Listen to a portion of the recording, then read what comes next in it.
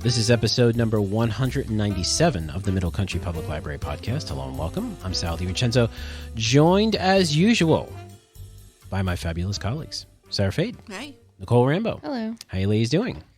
Good. Good. So we'll jump right into our segments. Sara, why don't you go first? Sure. So I thought it'd be fun to just go over a few fun facts for the week. Okay. So it's just a little what happened today in history Nice. lesson. Okay. Yeah. So we'll go through the week. So November 15th. Do you guys remember that movie with Christian Slater in the 80s where he had a baboon heart? What? Yeah. This is not real. No. Yes, it is real. And No, it's Marissa Tomei was in it as his love interest. Okay, I remember a movie with these two in it. I didn't know that was. Yeah. So. Wait a second. Can you do that? Well, I'll tell you. So today, premise of the movie. on November 15th, there was a few attempts at a baboon heart transplant in babies. Oh my goodness. So baby Faye, that's anonymous, she was an infant who received a baboon heart transplant, dies. And she was the only one. There were a few other ones, but they didn't live as long. And she was the longest living baboon heart transplant. And she lived only for 20 days with the heart. Okay, so it doesn't really work. No, I think they stopped it because it was not working. Yeah, Yes. Yeah. So this happened in 1984, November 15th. Wow. Interesting. Yeah. So That's a little scary to think about it, isn't it? So the 14-day-old, so baby was 14 days old, and she had transplant with the healthy walnut-sized heart of a baby baboon. So baby Faye. Yeah, that's what Nicole's making a face. I got that face too. It's kind of, that poor baby baboon. Yep. No, I Sad know. for everyone all around. It is. So she did live longer than any other human recipient of an animal heart, but not long enough. So that happened on November 15th. So if you had to replace your heart with an animal heart, right? Which one would you pick? Forget like the physiological aspects. Forget Just like, real what would science? Yes. Discounting actual science and health. What would you like to have beating inside you? Oh, I don't know. Well, what's your spirit animal, Sara? Oh, I don't know. That's a loaded question. I don't know. Do you have a spirit animal? No. Yeah, do you? A sleepy Yeah, woman. of course I have. Yeah, What is sloth. it? Oh, my goodness. So on November 16th, right, in 1907, Oklahoma enters the Union. Oh, wow. Okay. Yeah. And the Oklahoma Territory collectively enters the U.S. as Oklahoma, the 46th state. Better sooner Have you ever rather been? than later. Have you ever been? To Oklahoma? No. Oklahoma? Yeah, it's Oklahoma. I got that day. Oklahoma Yes. with a wind. It's nice. It's nice. Yeah. Yes, I've So Oklahoma is a name derived from the Choctaw Indian words Okla, meaning people, and Humma, meaning red. Yeah. So that was interesting. I was at a Carl's Jr. and I overheard In someone in Oklahoma, and I heard someone talking to somebody else. Said, "Man, we've been getting so much rain this season. The grass is up to the cow's belly." How very Oklahomian. Yes. Okay, so on November 17th, this is kind of funny.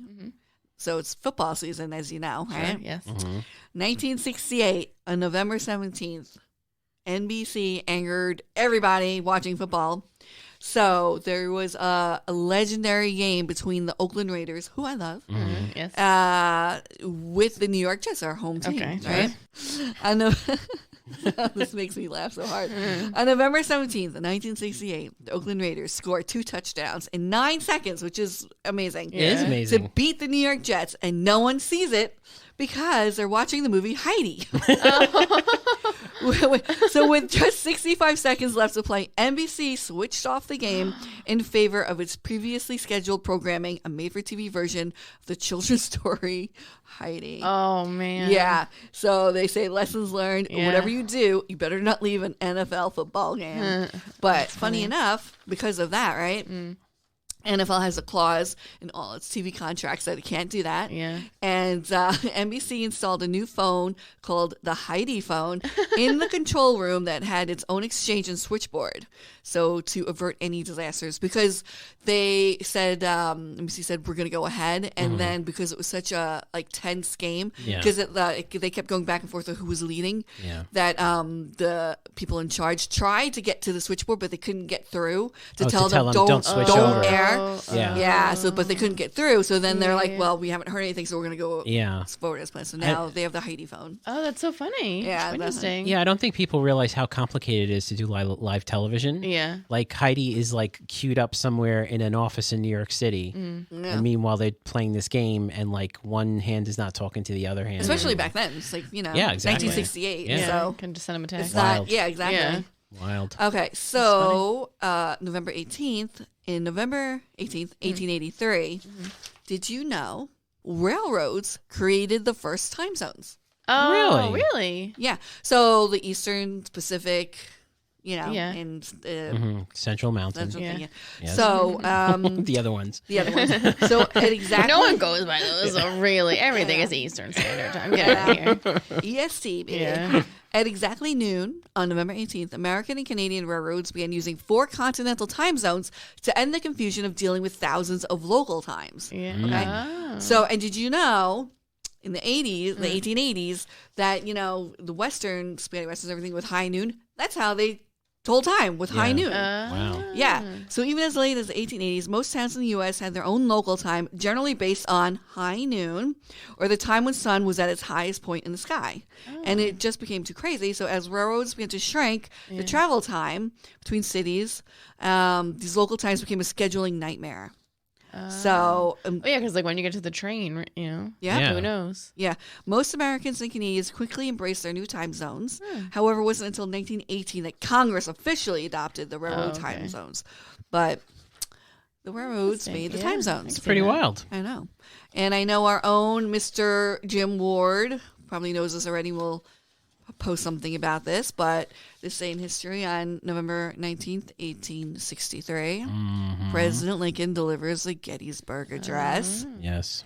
And it was on that day the dedication of a military cemetery at Gettysburg, Pennsylvania, during the American Civil War. President Abraham Lincoln delivers one of the most memorable speeches in American history.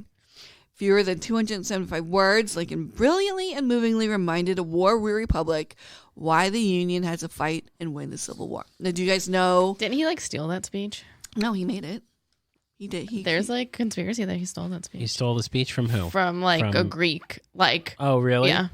Oh. Yeah, maybe Jim can comment on that. He was probably paraphrasing. Perhaps. Yes. But perhaps he Yeah. would have failed English 101 in college for plagiarism. Let's see. It's very controversial. I It know. lasted only 2 to 3 minutes. Right, it was very short. Well, they said that he wrote it on the train to the thing, they say. He used to go on his web browser Yeah. and Yeah. I could have sworn I heard this somewhere. It's not saying it's real. It's just like a conspiracy theory or whatever. Oh, yeah. Well, there's so many. yeah. So this is the most replicated speech ever. Nice. So with that said, do you guys know the first line to the speech? What is it, 7 years ago? And? That's not Our forefathers. No. Close. Very close. Okay. Get rid of 4. Our fathers. Okay. 7 years ago. You're very close. I wouldn't have gotten it. 7 years ago, our fathers brought forth Brought forth. See, on I this got the continent 4. Yeah. a new nation conceived in liberty and dedicated to the proposition that all men are created equal. Yeah, and then it has 2 other paragraphs. So it is very short. It's 2 minutes long, but that happened. Very cool. Very neat. And yeah. So that's all It's I a have. fun one. Very historic week. Yeah. Yeah, so those are some fun facts for people to remember and to, recite to their friends and family to wow and amaze them. Exactly. Yes. Next week, while you're getting Start together for reciting Lincoln. Thanksgiving, you can drop some knowledge. Yeah, did you know that the railroad created time zones in America? Great. Thank you, Sarah. Nicole, you are bronze and relaxed. Yes. What happened? I just got back from Aruba. Got back from Aruba. I Very did, good. Yes. It How was lovely. it? Nice, Amazing. lovely. Yes. Yes. Cool. Your first vacation post-COVID? Yeah, like out of the car on a like not just like a long weekend. Like I've done like like an long actual, weekends, like a legit vacation. vacation. Yes, Okay, very good. I got on a plane, everything. Cool. Yeah, it was nice. Nice. So I have some Aruban facts for everybody. Okay, yeah. We figured that today you would be in that mood. I'm still in Aruba mentally, so. Okay, drop them. Okay, so every native Aruban speaks 4 languages. Seriously? English, Spanish, Dutch, and Papiamento. Nice. Papiamento and Dutch are the official languages of Aruba. Okay. And douche in Papiamento means sweetheart. So did you get a lot of douches? Yeah. But, like you heard it. Like we went to a food store one day and like there were like, obviously there are people speaking Papiamento all over the place, but like there was, when you like hear a word in another language that and you like perk up, you're like, oh, I know that one. Yeah. And there was like a husband, he's like, douche. And I was like, he just called his wife sweetheart and asked if this was the right thing to get. Nice. I was like, very cute. Aruban say that Papiamento was developed from like a Portuguese African pidgin language. Okay. Yep. And there's some Dutch and Spanish influences. The Aruba is a former Dutch colony. It's still part of the Kingdom of the Netherlands, but it's own country now as well. Okay. But like you'll see the king and queen of the Netherlands still like around and stuff like that. And so was the dollar the primary form of currency, or was the it's the euro? Florian. Oh, the Florian, not even the euro. No. It's Aruba's currency is a Aruban Florian, but they take dollars. Dollars, like we paid in dollars and everything, and tipped and U.S. dollars and everything. What else? They produce their own drinking water. So that was a big thing because I know sometimes you go to other countries and they're like, don't drink the water. Yeah. Or they're like, no, just turn on tap water. It's fine. That was like one of the things the bus driver said to us. So you drank the water and you were fine. And it was very good. Okay. They produce their own aloe vera products. Nice. And it's Aruba aloe, and that's like one of their like main exports. Huh. And there's they have like their own factory there and everything. And there's a aloe Aruba store on every single corner. And I bought every single thing in that store. So, whoops. Aruba's slogan is "One Happy Island." You'll see that everywhere, nice. And they really are happy, polite, nice people. And I had asked we took a taxi somewhere, and I had said, I'm like, are you sick of tourists? And like he laughed and he was like, honestly, no. He's like, that's all we know. Like, there's more tourists there than people. And like from a young age, tourism and hospitality, that's like what they learn. That's like what they know. So I thought that was like interesting. And so I was like, oh yeah. Also, I don't know, was he going to tell me that he was sick of a tourist as I was a tourist? So that's true. He might have been lying to me, but it seemed it's like, convincing the way he said it. Yeah, you're good. You're all right. You're my favorite tourist, actually. Douchey? Yeah. The Aruba Ariba is the national cocktail of Aruba. Okay, which is? It's very good. It contains vodka, rum, creme de banana, orange juice, cranberry juice, pineapple juice. Oh my goodness! And some other. That sounds like fruit punch. It's like sounds dangerous. It is. It's like the Long Island iced tea of Aruba. Sort of thing where it's like a lot of, but like if they make it right, you don't really taste it, and it just tastes good. And how many of those did you have? They made them right, and they tasted good. Yes, I did. I broke my toe. No, I did break my toe, but not related to that. You broke your toe in Aruba? Yeah. I really busted it up. Whoops. It was an uneven sidewalk. Oh. They have their own local beer that they brew as well called Balashi. Oh, nice. It's very good. It's like a Heineken sort of. Okay. But they have their own distillery, but brewery there and everything that you can tour. It's windy. So if you go, know that it's very windy, like more windy than you would think it was. What? No, it's just like, was it maybe just windy when you were there? No. It's always windy. It's windy because do you ever hear of the Dibby tree? It's like the tree, and like they're permanently bent because of the winds. Really? Yeah, no, it is like always windy there all the time. It's like uncomfortably windy? No, okay, not uncomfortably windy. It feels nice. Sometimes you're laying out and like a breeze comes and like finally. So is it breezy or is it windy? No, it's windy. Okay. It goes from a breezy to a windy. There's never not air moving past you. Wow, okay.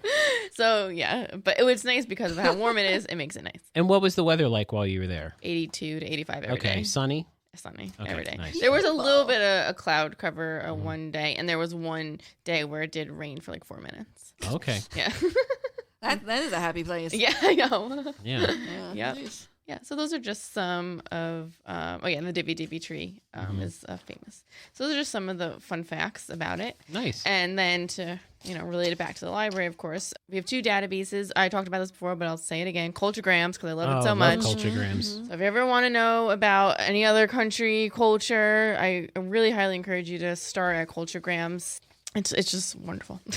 And then we have a new one. It's the Lote Database, and this is a database that has stories. Oh. Lote online for kids, and it allows children to enjoy the magic of books in world languages from the comfort of home. So again, this is a database. You can access it at home. This is strictly through Middle Country, or can they access Yeah, it? so it's one of our databases. Yeah. Okay. Each book is provided with an English translation to help develop multilingual reading and listening skills. Kids can also watch a selection of English-only books with Australian, US, UK accents as well.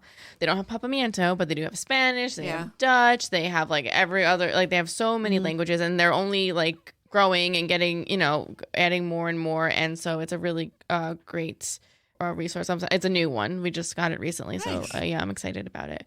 And then for those who are thinking of traveling with children, and you're not sure, because we saw, a lot of families too, because it's I wouldn't say it's not family friendly like Disney is family friendly, but I mean there were plenty of children on the island, but I did in the airport, I was like, wow, that's a undertaking to travel with children, especially small children. Some were, having a harder time than others. Oh my God, there was these 2 little kids. They were so funny. They were just sitting on their little rolly, suitcases, just all over the airport. And the Aruba was like kind of a small airport, and like planes are landing constantly. It's pretty packed out, and they were just flying all over the place. And the mom was having a real hard time. Like she didn't know what to do. The dad had headphones on, not even. Oh, that's when I would have been like, excuse me, sir. Yeah, I felt so bad. Here are the divorce papers, unless you get those headphones off. Oh man, it was bad. And I couldn't stop like laughing. It was funny. But it's an experience, I would say. So we do have some books on it. Trouble-Free Travel with Children, Helpful Hints for Parents on the Go by Vicki Lansky, and you can find that in our parents collection, 910.202. And there's some other like traveling with family. There's some ebooks as well. So if you want to, get any tips or tricks on how to have a smooth travel experience with children. Sal, you travel with children. What's that like? A child? But she's a good child. It's you know what? We've only done like the short, like 3 hours or less. Okay. On the trips. So it's, next year when we go to Sicily, it's going to be a different experience. So we'll see. Yeah, but she's old. She'll be old. Yeah, she'll be yes, yeah. Right. Yeah, these are like they were maybe 4 or 5. So I'll tell you because we traveled a lot when she was a toddler and when she was younger, because we wanted to get her into Disney before she had to pay. Right. So like 3 and under, they don't have to pay. Yeah. So we did that a lot. We did 3 times before, and that was actually traveling with her that way was phenomenal. I think probably no moving around, no on our lap. It was very simple. $100, your daughter's a better traveler than I am. Guaranteed. But it looks like because there were other we were at JFK in the morning getting off. There was like a family coming out of a taxi. We were like online outside to check our bags, and it was like a mom and a dad. They had like 3 kids. One was like a baby. One was maybe like 4 or 5. One was a little bit older, and the mom just yelling at them. And there was a couple in front of us who were older couples. So they maybe had grown children, and they were just looking and then laughing like, "Remember those days?" So it was very funny. Yeah. So cool, awesome. Thank you, Nicole. Welcome back. All right, so I have just a little bit of something that I just want to mention this week. Next week is Thanksgiving. Yes. Usually we have our Thanksgiving trivia episode, and we'll have something like that next week. We're going to do something. But part of me felt like it would be a little inappropriate not to talk about what I'm about to talk about now, which is the fact that it might be a little rough for some people this year, because Thanksgiving is going to cost 21% more than it did last year. I know. I told Sarah. Yeah, it's going to go up from 50 cents to $1, according to Statista. Sorry. Yes. Yeah. So I just really quickly just wanted to mention this because maybe we have some listeners who want to think about Thanksgiving next week, and maybe they can adjust their plans in order to make it more affordable. Yeah, for them. That's crazy. Okay. So this is the rising price of Thanksgiving dinner. This is from The Balance by Kristen Myers, wrote this article. So according to this, these are the percentages that we're looking at. So potatoes are going to be 8.38% more expensive this year. Pumpkins, 0.52% more. Turkey, this is a big one. 0.8% more. Yeah. Right? Which is big when you think about it. Yeah. But this is crazy. Cranberries, 0.28% more expensive. And ham is 62% more expensive this year than it was last year. Jeez. The ingredients for a 10-person Thanksgiving dinner this year will cost, and now this is where Sarah flips out. Yeah, the price that Sarah had said it costs. It's going to cost $55.49 for a 10-person meal, Sarah. What do you think? That's a Sarah's joke, like, that's a one-person meal. It's a half a person. That's a joke, right? Yeah. No, it's not a joke. It's up from $45.73 in 2020. This is that Farm Bureau data. They got the same data from the Farm Bureau.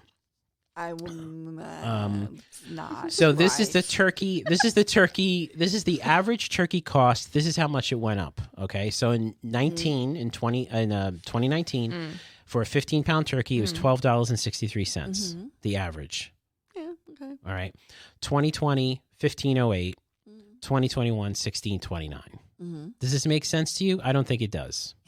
Now I'm going on your side, Sarah, because I don't know where you can get a 15-pound turkey for $16.29, at least on Long Island, right? Yeah. Okay. So anyway, that being said, and obviously it's not just Thanksgiving, everything that people are spending on now, I don't know if you've been to the store, I'm sure you have been to the stores, the supermarkets, the last couple of months, we're looking at a 6.2% increase on most items at the stores. So that being said, there was also an article written by Emily Heil over at the Washington Post. Some things that you could think about to make this year's Thanksgiving dinner a little more manageable. Okay? And you tell me what you think about these. Okay. So to let go of certain traditional foods that you usually cook every year and just go with the basics. So like for me, pumpkin pie is usually that's a staple. That's a basic. Staple, yes, a basic. So maybe not doing the pumpkin pie this year. No, because she said keep the basics. That's basic. Yeah, I don't like everything is basic. There's nothing maybe like like truffle mac and cheese. I was gonna say the lobster. Yeah, right. Okay, the surf and turf appetizer. Maybe cut back. So another pumpkin idea. Pie has to stay. Yeah, so, don't get the turkey. Right. Well, this is the thing. They say instead of most people buy more turkey than they need. They buy a bigger turkey. So they said, think about your bird side and really follow the guidelines on the package that say you can feed this many people for this size turkey. Okay. That's fair. Do you agree with that? All right. I think that's... And also limiting the number of dishes and portions. So I think what she's saying here is take away some of the side dishes, which I think are the best part of Thanksgiving. That is Thanksgiving. Yes. All right. So this lady don't know what she's talking about. Well, she's painting a very grim meal. So she also says... Grim meal for one. That should be like a frozen food line. She also suggests that you shop for the shelf stable items now this week, that's fair. rather than next week, and do that for all the holidays moving forward. Yeah. So that kind of thing. I feel like Thanksgiving and Christmas are similar too in a lot of the foods. In the foods, you can get a lot of that now. So next week we will have an episode. As we usually do on Thanksgiving week, it'll be on Wednesday, so it'll go up on Wednesday, and we'll do something special as far as trivia or something like that. I'm looking into a couple of things, but we're not going to be talking about how much Thanksgiving costs. Well, it is, but those numbers are ridiculously off because like butter, it's like getting a package of butter is like $5 now. It's ridiculous that she really thinks that she can make a 10 was it 10? A meal for 10? But it's that was the other. Yes, so that was the other from the balance. The balance is a 10-person meal. Yeah, We live in a particularly expensive place. No, that's ridiculous. I'm telling you, that's if you buy Thanksgiving in a tin can, and everyone gets their own tin can. That is ridiculous. Yes. But anyway, going back, it will be very expensive, and anyone that needs help, they should not be embarrassed to go to food pantries because you can get a lot of, like you said, The shelves. staples. At the food pantries, and a lot of times they just have open hours. You just go grab what you need for your family. Yeah. So you don't have to cut back. No. On a side or anything like that. We'll put a couple links in the show notes for folks. For the food. And like our database 2-in-1 will have, like, you can just type in food pantry and it'll give you local ones. Because I think a lot of churches and stuff, there's probably a lot that you don't know exists. Exactly. Like in your neighborhood. Yeah. And then no one should ever feel exactly. ever And listen, ashamed or embarrassed. and listen, to go. if you know someone who might be struggling, to maybe make a side dish and bring it over on Thanksgiving morning and say, hey, listen, I had a little extra. They don't have to know that you made it. That's good advice. I had a little extra, and I just thought you'd like some of this because it's really good. I mean, joking aside, it is really expensive this year. It's a rough. People were hit hard. So. Yeah, and just I mean, we're you coming off of that time. You should not have to cut out your family unless you really want, unless they're toxic. Cut away. Yeah. But you shouldn't have to feel like that. So that you can't have family over because you can't afford it. Exactly. Yeah. Just, never feel bad. It says many extended families didn't gather last year, and this year might be the first time since the coronavirus pandemic that you'll be sitting down with a larger gang. That 2-year pause might just be the opportunity you needed to evaluate what's really important. Your mental health. But I mean, unless you want to cut them out. Right, yeah. But so a lot of people look forward to getting together with family. Yeah. Anyway. Yeah, very good. Okay. So that does it for another episode. If you want to listen to older episodes or read our show notes, you know where to find it, mcplpodcast.com. And you can email us as well, podcast@mcplibrary.org, if you have a question, a comment, or a suggestion. And if you're listening to us on YouTube, hit that like button, share this video, forward this video with someone, and comment below and let us know what you think about the show and if you have any ideas for future shows. So for Sara Fade and Nicole Rambo, Sal DiMincenzo, see you on the next show.